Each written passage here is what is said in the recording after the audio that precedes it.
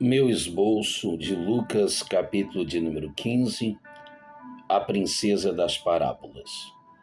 Lucas 15 é a sala de achados e perdidos. É a parábola, no singular, dos 4 verbos: perder, procurar, achar e celebrar. É o capítulo das coisas perdidas. Você tem aqui a ovelha perdida, a dracma perdida e o filho perdido. É um texto único, somente Lucas o descreve. É a princesa das parábolas. O Evangelho no Evangelho. Lucas, o médico amado, conforme Colossenses 4:14, um evangelista. Lucas 15:18 é o texto ouro ou texto áureo. Levantar-me-ei, atente para o tempo do verbo, e irei ter com meu pai, e dir-lhe-ei: Pai, pequei contra o céu e contra ti. 19. Já não sou digno de ser chamado teu filho. Faze-me como um dos teus jornaleiros. Penso que esta nunca deveria se chamar a parábola do filho pródigo, porque o filho aqui não é um herói, é o vilão. Deveria se chamar a parábola do pai amado. Nesta parábola no singular, você tem uma perca que equivale a 1% às 100 ovelhas. Uma perca que equivale a 10%. A dracma perdida era 1 entre 10. E uma perca que equivale a 50%, no caso do filho, e 100%, se você há de entrar para Lucas capítulo 16, sobre aquele rico que perdeu a eternidade. O verso 3 propôs esta parábola no singular. Então não tratam-se de 3 parábolas. Trata-se de uma única só parábola. Não é a parábola da ovelha, a parábola da dracma e a parábola do filho. É a parábola das coisas perdidas que foram encontradas. Qual o propósito desta parábola? Destaco alguns deles. Primeiro, Jesus a propõe a fim de modificar a cultura farisaica e diferenciar-se dos mesmos. Teologicamente, Jesus se parecia com um fariseu, conforme Lucas 24:44. Ele cria no Tanar, isto é, ele cria não apenas no Torá, não apenas na lei de Moisés, mas também no Ketuvim e no Netuvim, a saber, nos poéticos e proféticos. Porém, ao propor esta parábola, ele modifica a cultura farisaica, que era perfeccionista e mentirosa. Enquanto o sermão dos fariseus coloca as pessoas para fora, o sermão de Jesus coloca para dentro. Esse é o propósito. 2. Lembrar-nos do grande, infinito e incondicional amor de Deus. O amor de Deus é um amor que busca sem se cansar. Deixa as 99 e sai à procura da 100ª como se fosse a única que ele tivesse. É um amor que perdoa sem questionar. E é um amor que celebra sem se importar. Celebra sem se importar no caso da dracma que for encontrada e perdoa sem questionar no caso do pai que perdoa o filho, sem pesar-lhe a consciência. João 3,16, quem não conhece? Porque Deus amou o mundo. Então o amor de Deus é revelado incondicionalmente nesse texto. Se você contrastar Salmo 116 com Romanos 5. Salmo 116 diz o porquê que eu amo o Senhor. Romanos 5 diz porquê que o Senhor me ama. Eu amo o Senhor, Salmo 116, por inúmeros motivos. Agora, por que ele me ama? Então é nisso que Deus prova o seu amor para conosco, em que Cristo morreu por nós, sendo nós ainda pecadores. Romanos 5:8. Em terceiro lugar, Jesus propôs essa parábola a fim de ensinar-nos que perdido não são apenas os que se vão. Há muitos perdidos dentro também. Então, perdido aqui não é apenas publicanos e pecadores, mas há perdidos também que ficam no mundo religioso, fariseus, escribas e religiosos. Em suma, há pródigos que vão e pródigos que ficam.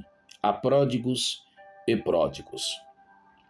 Em quarto lugar, Jesus propõe essa parábola ensinando-nos que o fim das coisas é o melhor do que o início delas. Então não importa como você começou, o importante é como você irá terminar. Eclesiastes 7:8, melhor é o fim das coisas do que o princípio delas. Embora o teu começo tenha sido pequeno, o teu princípio, contudo o teu último estado aumentará grandemente. Jó 8:7. No início da parábola você vê o filho mais novo saindo e o filho mais velho ficando.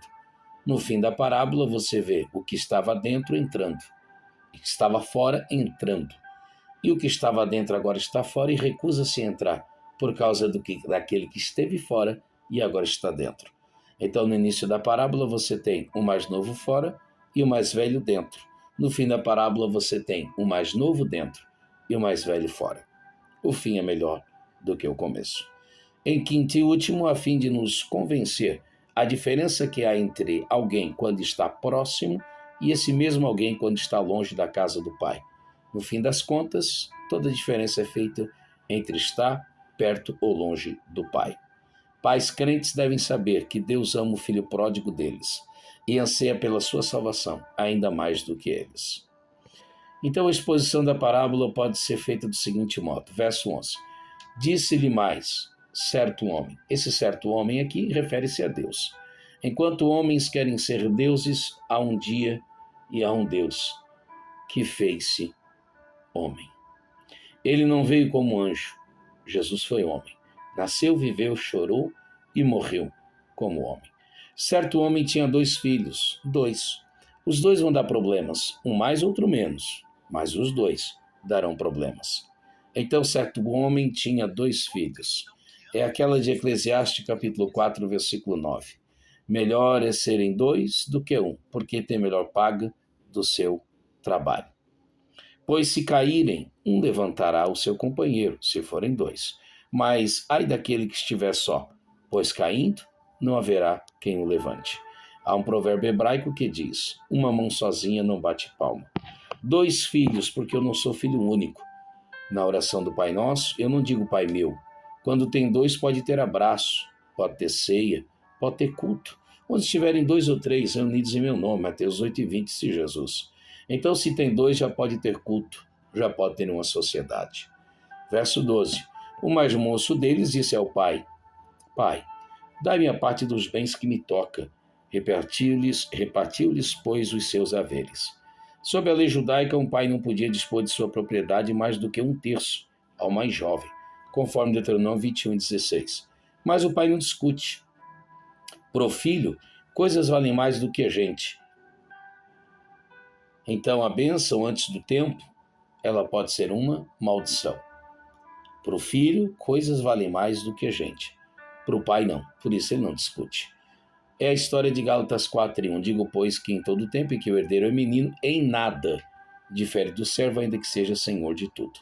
O filho estava dizendo, esquece que sou teu filho, que eu esqueço que um dia eu tive um pai. O Senhor é para mim apenas um método, um meio para atingir um fim. O Senhor não é um fim em si mesmo. É perigoso tomar decisões em fase de crescimento. Fase de crescimento não é um campo neutro. As decisões nesse tempo nos fazem crescer ou diminuir. Nos trazem para perto ou nos levam para longe. Decisões nesse tempo podem enriquecer como pode empobrecer. Pode exaltar como pode humilhar. É dele a herança do pródigo? Sim, mas ainda não é hora. E por quê? Porque ele está em fase de crescimento e, nesse caso, não está pronto ainda. Como sinal de imaturidade, ele pede, e isso não me impressiona. O que me impressiona é o fato que o pai dá. Ele, o filho, não sabe o que está pedindo, mas o pai sabe o que está dando. E por que dá? Dá porque ele é bom, ele é generoso. O pai deu fazendo parte do seu caráter. O pai é bom e o que deu era bom. Ruim foi o procedimento do moço, quanto àquilo que lhe foi entregue. O pai dá para mostrar para o filho que ele é mais importante do que a herança. O pai deu herança para não perder o filho. O filho perdeu a herança, mas foi recuperado pelo pai. Uma única pequena virtude digna de nota. O filho pensa que se for para fazer coisa errada, ele sai da casa do pai. 13. E poucos dias depois, pense em tomar um café da manhã com esse menino ainda em casa. Pensa você tomar o café da manhã olhando para o seu filho que acaba de pedir a herança e acaba de sepultar o pai ainda estando vivo. E poucos dias depois, o que você tem aqui é Salmo 42:7. É um abismo chamando outro abismo. Então quem cai hoje já vem tropeçando há tempo e poucos dias depois. Quando o pai deixa de ser a nossa prioridade motivacional, o tempo dentro da casa do pai é curtíssimo. O filho mais moço ajuntando tudo. E a pergunta é, ajuntou aonde? Na casa do pai, porque na casa do pai você ajunta.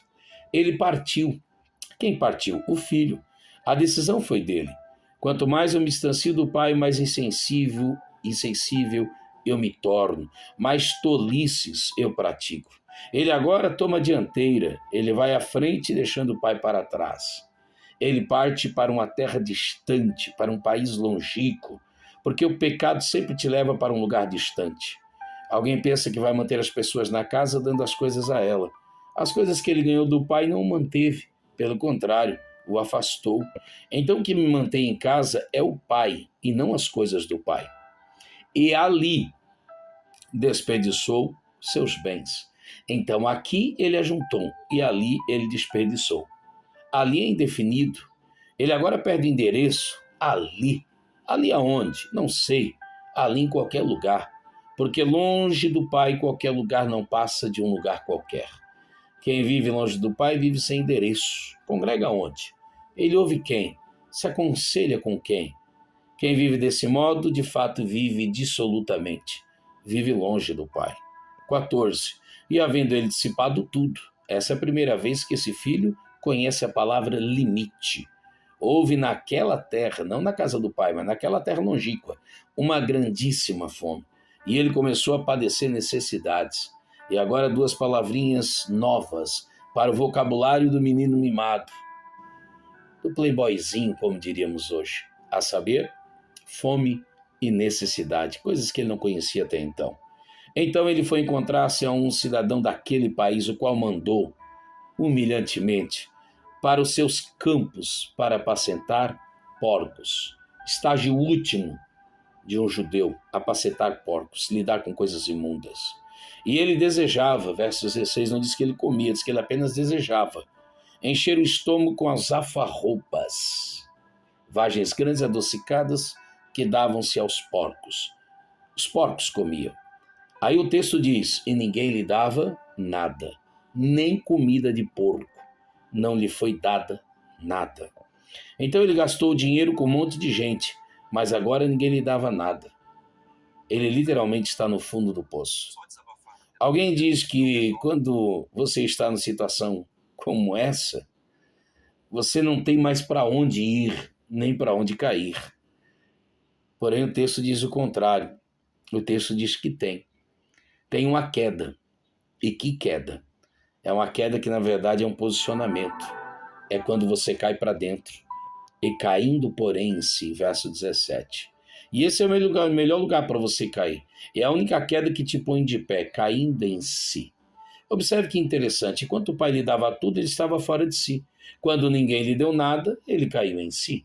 E caindo em si disse, então não diga nada antes de cair em si. Quantos empregados de meu pai têm abundância de pão e eu aqui pereço de fome. A igreja precisa ser um ambiente de paz, a casa paterna.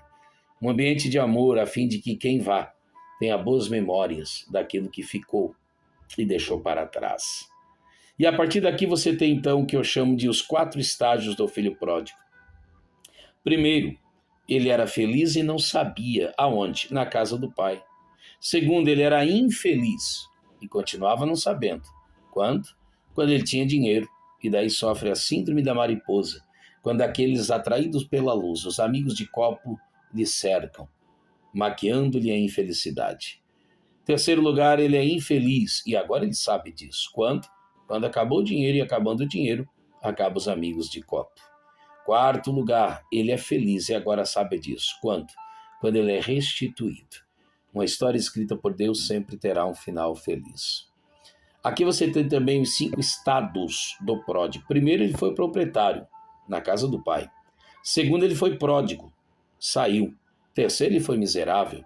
Quarto, ele foi penitente. E quinto, ele foi recuperado, restituído. Termino com o verso 15, com o capítulo 15, verso 18, 19 e 21. Levantar-me-ei,